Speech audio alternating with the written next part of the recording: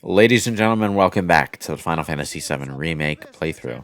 We're gonna leave Andrea Rodea to his fitness pursuits for the time being, and instead we are going to go down and finish off the Colosseum. This part is nothing but battles, isn't it? Yes, it is nothing but battles. And it's 37 minutes long. All right. All right, Time to get your that tangents. bullshit Yeah, I was gonna train say, we better rolling. start talking about shit now, because holy fuck. I think I actually do Andrea Rodea's pull-up competition thing at the end of this part, though. In any case, What are you in the mood to fight? what are we in the mood to fight? Shinra thugs, or Shinra thugs? Ooh, team payback for some, you know. It's interesting that there's a Coliseum challenge marked Shinra thugs. Like, this organization gives Shinra no respect. So Darn has it. anybody watched any good TV lately? I don't know. I finally caught up on Falcon and Winter Soldier. Oh, I still haven't watched it. No spoilers. Sorry. Okay, then I'm not gonna say you anything. watched? I wasn't sure if you watched it. You also said you finally watched the legendary Yamada Tai. Yeah. So we started watching Zombieland Saga a couple of nights ago. It's shockingly good. Isn't After, it? yeah, I was actually pretty. Oh, so here's the thing, though. Nora was already on episode 3 when she decided to just put it on, because it was kind of an impromptu thing. She just put it on, and I decided to just sit down and we decided, okay, let's just watch the rest of it.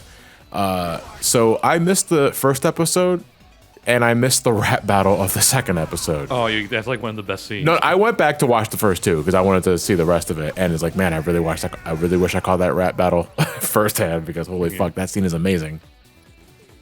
Yeah, but it was really good. I was really surprised at how much I ended up really liking that. So now that you and Nora are living together, how much more weeb crap do you watch? Okay. I mean, I probably would never watch the Zombieland Saga if it wasn't for Nora. So, I'm not sure how much percentage that would crank it up by, but I'm not sure. I'm noticing a lot more Genshin Impact, which I have no interest in. But you know, you do you, and no, that's it. I mean, it's definitely more weeby here. Genshin Impact is what? Anime Girls Breath of the Wild, right? Yes. Yes. Also gotcha. Oh, it also has gotcha elements. Yes. Anime Girl Gotcha. Oh, those Breath of the gotchas. Wild. I can't judge too hard because I love 14. So. Yeah, it's like if you play trading card games or MMOs, you can't really complain about people who. Absolutely Like, not, which is why I don't give her. Like I rib her, but I don't actually like have any active to say about that.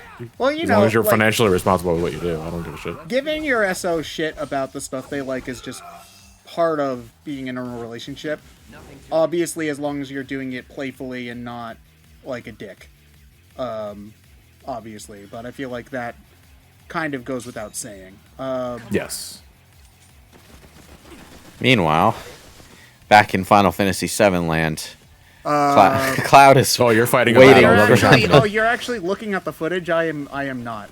I put Yeah, on Splatoon 2. that's really nice of you. In any but you're case, still battling. I don't give a shit. before we transition back into a tangent, I should tell you what exactly you get for these 3 particular arena battles. There are 3 key items for every character that are basically skill tomes. Each one gets you 10 additional skill points for weapon upgrades. 3 of them, one of them for each character can be bought from the Moogle Kid. 3 of them, one of them for each character is gotten through side quests in the final area of the game here. You've probably seen that we've picked up quite a few of them already. And the others are gotten from arena challenges, and I think in Aerith's case, one of the virtual reality challenges. So that is a thing that you should definitely go for, because 10 free skill points for your weapon upgrades. Mind you, 10 free skill points for every weapon is definitely worth going after.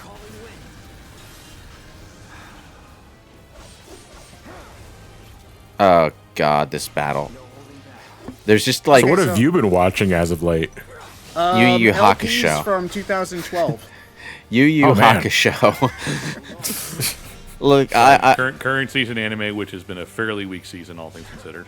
I feel like I got the better side of the bargain by going back to Yu Yu Hakusho recently instead. Yeah, of... I need to go back and rewatch some Listen. stuff since I have the time. Since I'm only watching like 4 shows this season. Sometimes you're just not in the mood to watch 2 series of superhero shows that you're actually very interested in.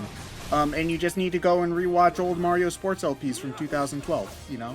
Sometimes life just be like that sometimes. I'm gonna play something different today. Goes back to Super Metroid. Yeah, it's just like, I could play all of these games I just bought, or I could play Paper Mario for the 35th time. I could play a good game, or I could play Dragon Age 2. For some reason, Dragon Age 2 always wins that conflict in my head, and I don't know why. I don't know. Isn't Dragon Age 2 the bad one? Yes, it is. Okay, Unequivocally yeah, the worst game in the series, and yet I love the characters and the setting. Kirkwall is like the Midgar of the Dragon Age universe, as far as I'm concerned. It's got a very interesting concept, and it's just fun to think about that city, even if the actual game attached to it is very full of overly recycled. Was that a taunt, Barrett? I guess so. To the machine that can't hear him. Even if he could, I don't think he would acknowledge existence. So One thing that the melee weapons are really good for are these single challenges with Barrett, because he absolutely demolishes the enemy. Dude just ran through a flamethrower, like, what? yeah, Fire is not a solid object. that's what the sunglasses are for. Yeah, they The have a sun is +5 hot. fire resistance. Fire is hot. Sunglasses stop sun. Therefore... Therefore, It's like it fades black. It fades to black. Like, yeah, okay, Barrett. It was nice the first time. Therefore, and then Barrett does the victory fanfare. The other odd thing about when you're using the melee weapons is that Barrett has a different block, where he just sort of does this weird blocking flash animation, which I guess means he's blocking more damage. Does it work any differently, or do you just press the same button? It's the same button. Okay. It's just weirdly slower, but I think more effective. man, that kick went. The ragdolls on Barrett's melee attacks are also really good too. Okay, so since we're clearly not talking about anything that's going on screen, John, you beat Hyrule Warriors 2, right? Yeah, Age of Calamity. Yeah. Yeah. What about it? How good is the ending to that game, like gameplay-wise? Because I have not... Gameplay wise, Yeah. so Like, I does mean, it... it's the same as the How other good is missions the before. endgame content, you mean? Yeah, because, like, I think everybody here knows that I played a lot of the first Hyrule Warriors. Like, a A lot. lot is a very under. Yeah, I was gonna Yeah. say that's kind of It's an underselling it. but I only got halfway through Age of Calamity, and then I just kind of put it down. Not that I wasn't having fun, I was enjoying it, but I just kind of, like, stopped. And Putting in like what close to 1,000 hours in the first game will kind of do that to the sequels. I mean, I guess. No, but I would no, I would agree that I think Age of Calamity's fine. We brought this up in this commentary at some point. Oh, we did? Okay. For different reasons. Yeah, That's yeah. what happens when you record it over, like, 5 months. Over the span of like 3 years. Yeah. No, I think Age of Calamity's fine. I feel that it's an interesting spin on what you can do as a prequel game to a mainline Zelda game. I just don't think it's as kinetic as the original Hyrule Warriors. Okay.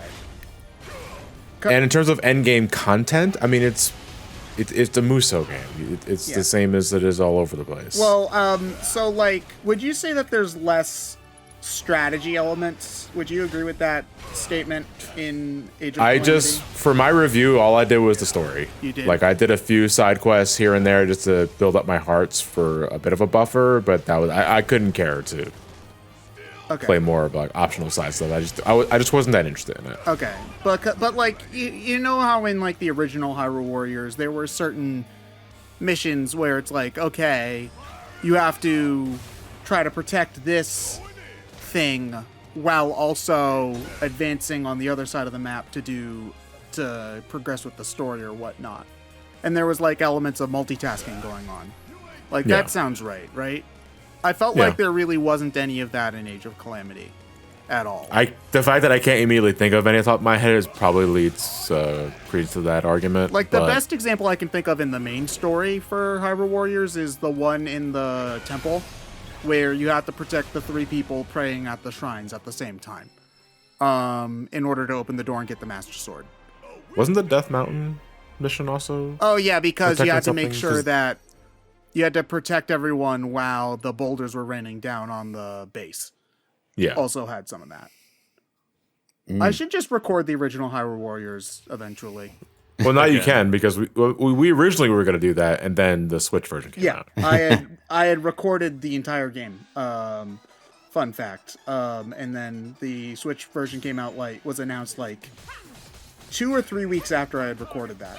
Remind me, the Switch version has the story material for Linkle and stuff in it, right? Yes, it has everything. It is effectively the same as the 3DS version, except with the Wii U version's graphics. Well, actually better than the Wii U version's graphics, because the Wii U version ran really badly. It ran at 25 frames per second. Or standard Muso frame rate. Yeah. And the Switch version runs at, I think, 60, but I couldn't guarantee that because I'm not a... That might be only. But it also has all the content from the it's Wii U got version. Everything. It's got all the costumes, all the adventure maps, all the characters. It's got all of that. It is called Definitive Edition, basically. So yeah. The most important change from the 3DS version is they brought back the music select, so you can listen to whatever music you want. And so I never have to hear Under Siege or Focal Line ever again. Thank Christ. I love Focal Line. No, fuck you. Focal Line sucks.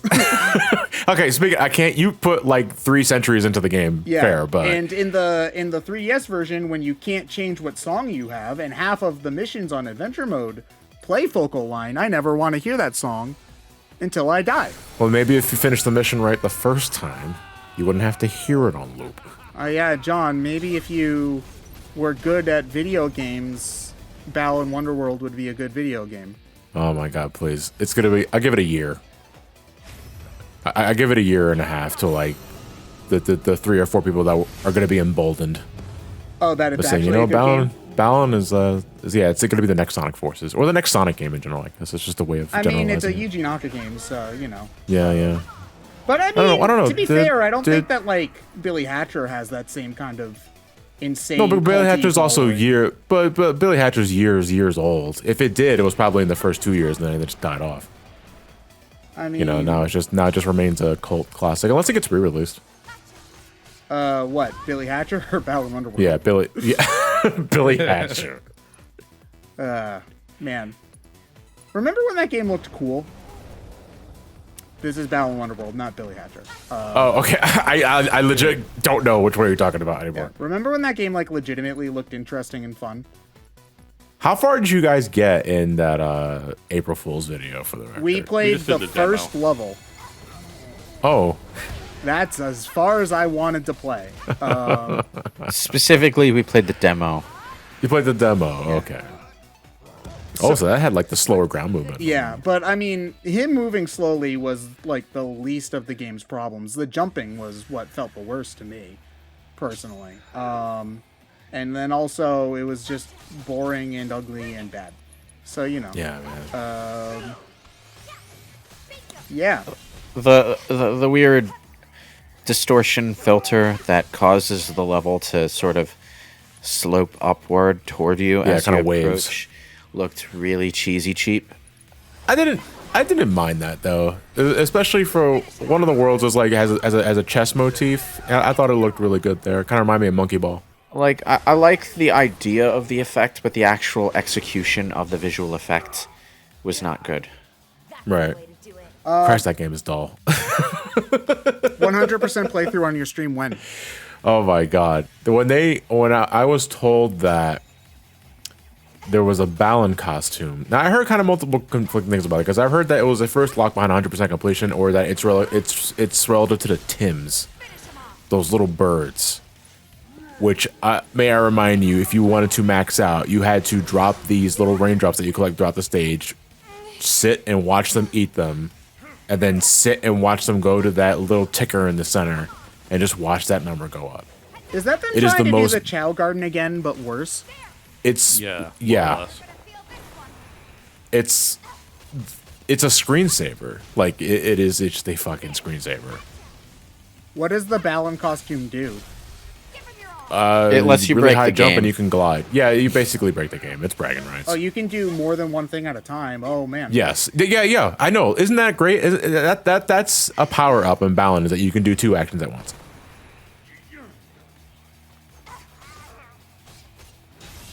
So what, do you just blow his mind? Do you blow Balan's mind if you like walk and look at your phone at the same time? He's doing 2 things at once. Only I can do that. Walking and chewing gum. Wow. Now walking, chewing gum, and looking at your phone, his mind just blows. All right. Oh, Oh, cool. That was a 3-minute Balan tangent. What else we got? Watch, because we mentioned Balan Wonderworld, this part will get more views. Oh, sure. No, you need to put Balan in the thumbnail, And Shadow. Yeah. And and a big red arrow. It doesn't have to be pointing at anything as long as there's a big red arrow somewhere in it. Or a big red circle. Either works, yeah. yeah. I like how like sometimes I see thumbnails where they're trying to point out like a difference between 2 things, but they don't actually, like when they draw the red arrow in the circle, they don't actually put it over the thing that's different. No, but it draws your eye, and I think that's the point. Well, yeah, but it would still draw your eye if they put it over the thing that was different. But they don't. For some reason, they just don't bother. We also need a big picture of one of our heads floating and us going like, duh, with a big dumb face. Yeah. Well, I mean, I already got my big dumb face. I can't speak for you guys. Yeah, but is your Amiibo mouth face open? will live on forever. I mean, it is slightly in the Yeah, Amiibo the face. Amiibo face, my mouth is a little open. Yeah. So you just gotta have that as your thumbnail for every thumbnail. No, I'm all right. Oh, okay. Don't care about maximizing your engagement? It's already kind of maximized my engagement on my social media, and it's always going to live there. I like the new Johnny meme where you sit down. Oh yeah, You need a like break. depressed Yeah, John. you're doing going over the hurdles. Oh, the Lance, I think his name is, made that edit last night. Yeah, that was really great. He's also the one that made that YouTube poop a couple of years back. So I think he's just proficient in that line of work. Are we finally done? Come back anytime you want. No, we've got another 20 minutes. The fact that we, yeah. There's one more Colosseum battle set to go through. But before I do that, I just got a bunch of weapon upgrade points, so it's time to use them. If I remember correctly, because this part was so long, I actually did end up fading like past most of it, though. Just fade past the last 20 minutes. Part's over now. It was like 5-6 minutes of menu faffing about, and I just faded up to where I was adding materia, because Sonic Strikers ended up being the first weapon out of all the weapons in the game that got upgraded to 3 pairs of linked slots, which is the maximum you can get in this game. Okay, choose an opponent to fight. Not the maximum you could get in the original, though, which is interesting. In the original, you could get up to 4 pairs of linked slots per piece of equipment. And most of those were ultimate weapons that had 0 materia growth, so you were just putting your max materia on it anyway. Yeah. Well, you only really do that when you're like at the very end of the game and you don't care anymore, though, right? Yeah, basically. Pretty much. Now, But some this, ultimate weapons also actively benefited from that, like Barrett's missing score. Yeah, that reminds me of Fire Emblem, where I wouldn't use my ultimate weapons until the very last. For sure, fight. the last boss, and then just spam it. Yeah, because you still want to do. Behold, here our leader is the sword of the magic MacGuffin thingy. It can defeat most enemies in one shot, but only Bronze has 20 spear. You need them weapon ranks and spears, dude. Bronze spear, let's go. I'm not using this on an infantryman. I'm saving him for the final boss. But you could save someone's life right now by using it. Okay, I'm going to take a chance on my iron sword. Or It has a 20% crit rate at my speed. one of my favorite like Fire Emblem things is since you need the experience for your mages because they're one of the hardest ones to level up. You have them heal like even if you only Everything. take like Take, like, one one or two damage. points of damage. I just imagine them being like, "Oh no, you skinned your knee. Stop what you're doing right now." And then, Uh-oh, a paper cut. oh man. Okay, so this Colosseum challenge is all about mini-boss battles that you fought throughout the side quests in the game. So you get to fight the wonderful, wonderful Hedgehog Pie King again. Do we get another bat? Do we get another bat for him? No. I wanted to dual-wield bats.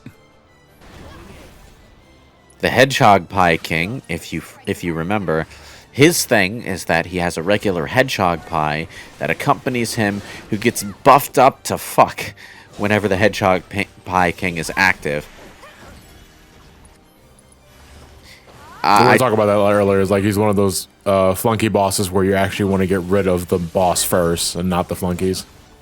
Yeah. Well, to me, it always depends on whether or not they spawn more dudes or not. Because if they spawn more dudes, then I usually try to go for whatever's spawning the dudes first.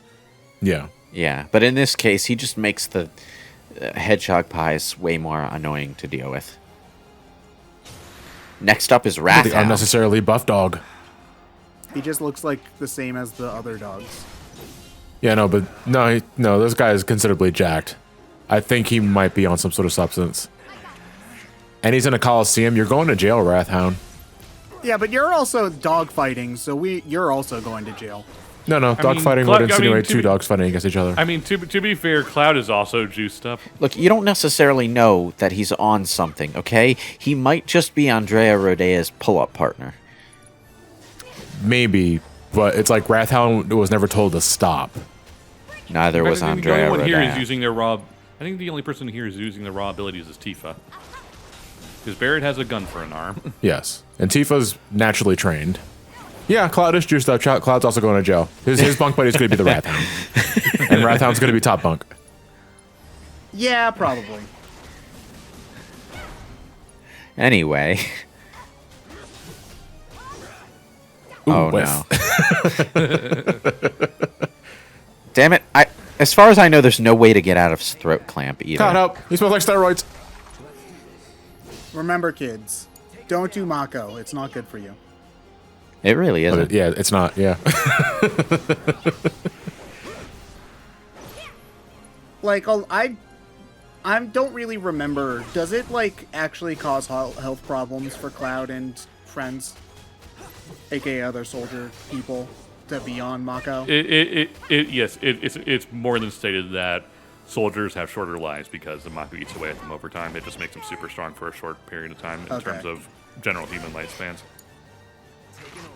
And I assume that part isn't mentioned on the Shinra sign-up form.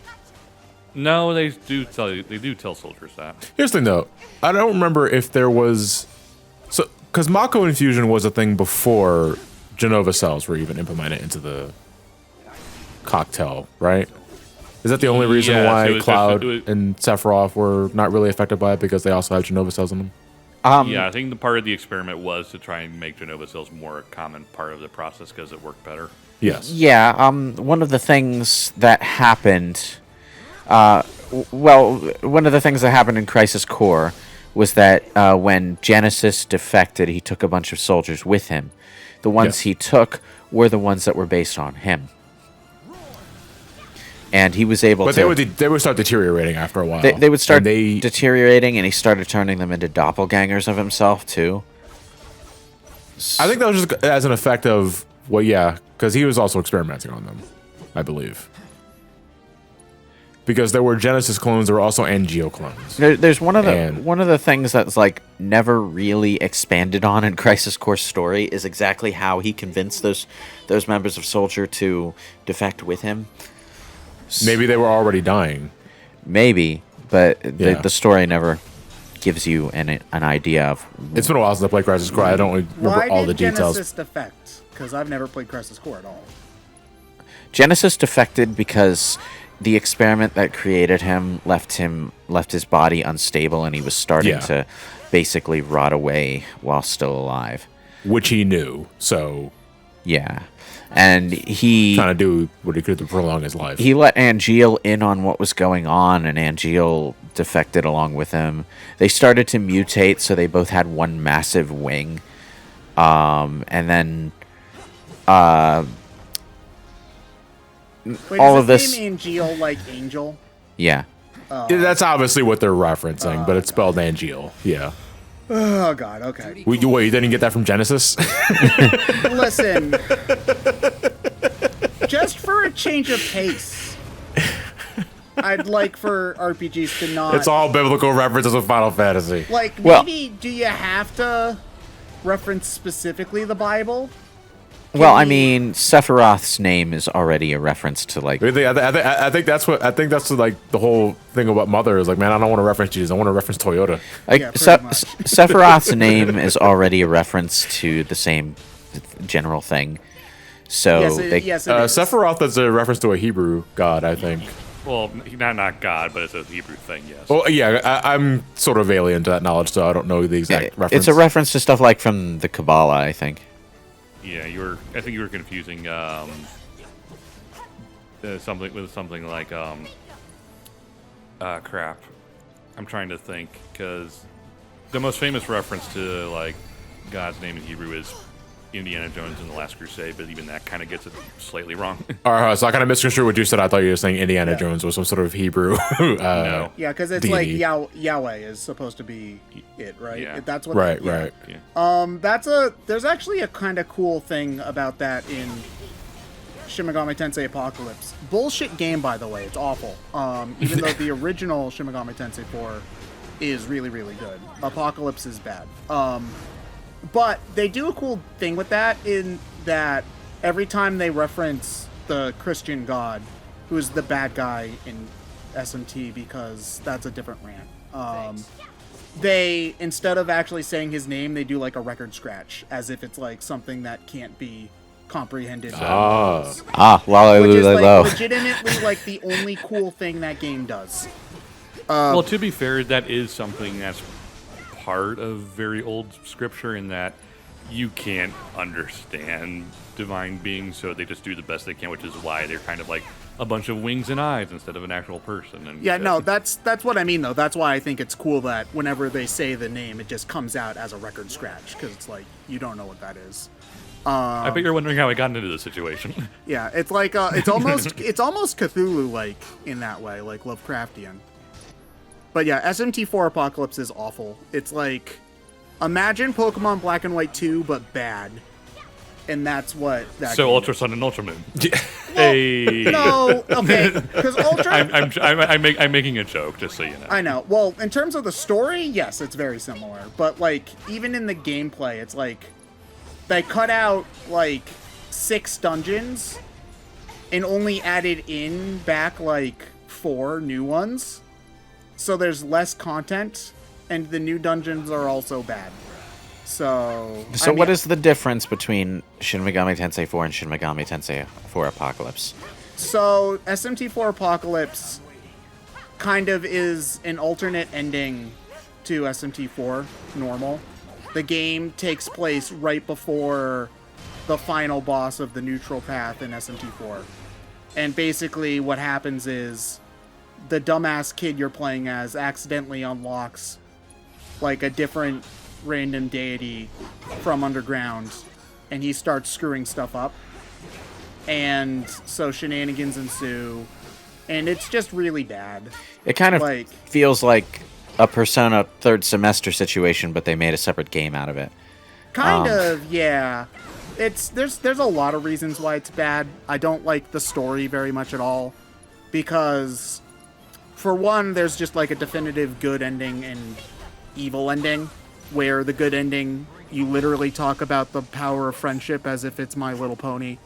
And in the bad ending, you like swallow the universe. And Well, that like, just sounds like they got the Persona QB team to write the game. Oh, God. I mean, I wouldn't be surprised. And also, just it's got some of the most obnoxious dungeons ever. So it's like you're either playing SMT4 original, but worse because they added in new backtracking stuff to the dungeons to make it slightly different, so stuff's just more annoying to progress. Or you're playing bad new dungeons with a bad story.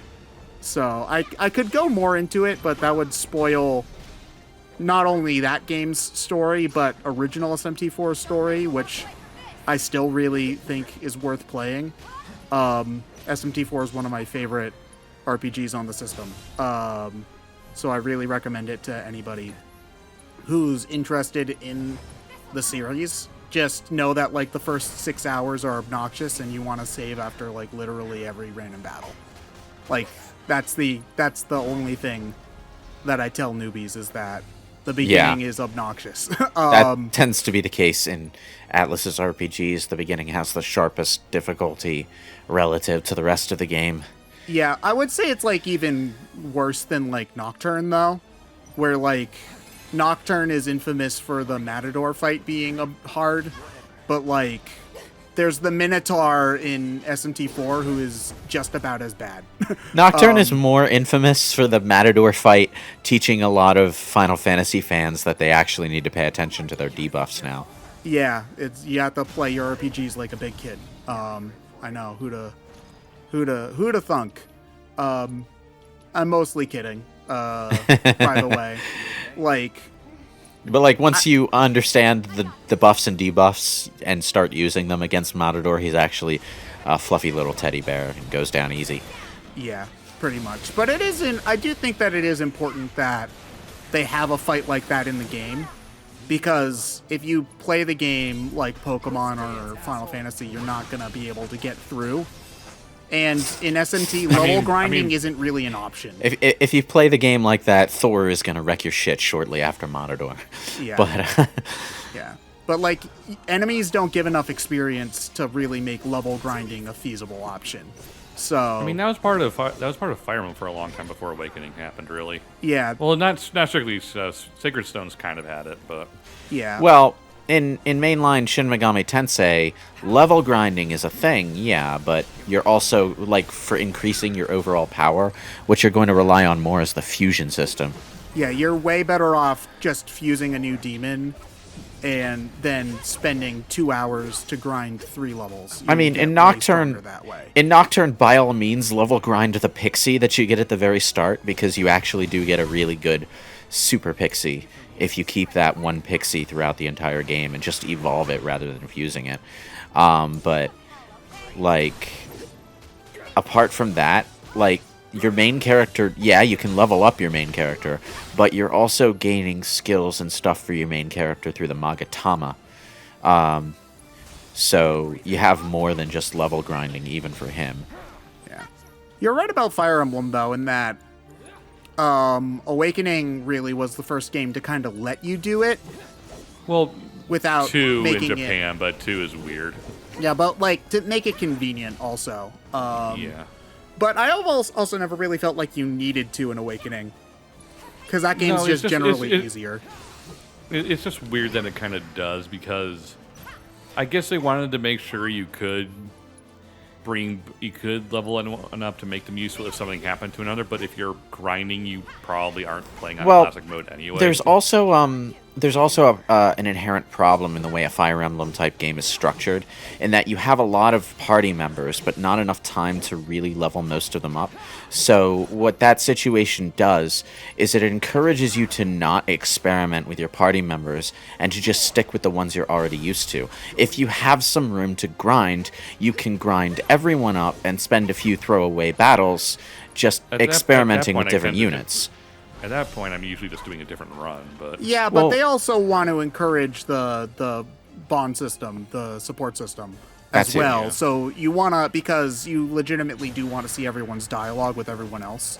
So they want to have an easier way for you to get max ranks with everyone without having to start new runs. That's one of the few things Path of Radiance didn't do particularly well, which, if rumors are true, that's the next remix they're doing. I would be happy if they remade Path of Radiance. I would. It would certainly save my wallet the trouble of getting a $300 game. Was it $300 now? Somewhere in that neighborhood. Last time I checked. I checked, it was like on my 150. Someone on my Discord was at a, one of the indie game shops, and they had it, and it was like $300 in box. Ugh. So like, okay. The pandemic has not been good for boxed game prices. DS prices spiked, especially. Hey, I'm totally going to be having a Game Boy Color Shantae. Not the original print, but I'll have one. Thanks, Limited Run. Jeez. Now I'm just imagining, like, Matt Bozon on the way forward.